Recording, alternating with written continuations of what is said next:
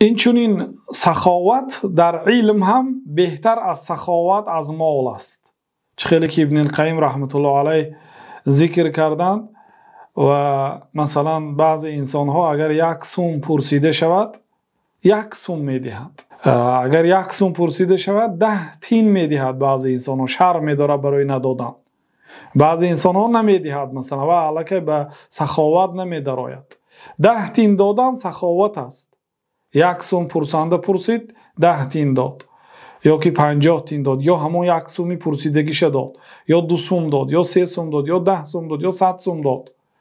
هر چقدر انسان زیاد دهد یا اینکه نپرسیده دهد، حالی نپرسیده است و با فراستش فکر کرد که همین بنده محتاج است، گفته نپرسیده داد، این مرتبهش باز بلندتر است. و همین گونه سخاوت مرتبه ها دارد. همه مرتبه هاش را ابن القیم ذکر کردند و بعد گفتن که بهترین مرتبه سخاوت با علم است. بعد گفتند که بعضی انسان ها اگر سوال کرده شود فلان عمل آیا جایز است یا جایز نیست، جایز نیست یا جایز هست، گفته جواب ده، یا که حرام یا حلال یا فرض یا واجب یا مستحب، گفته یک جمله جواب میدهد.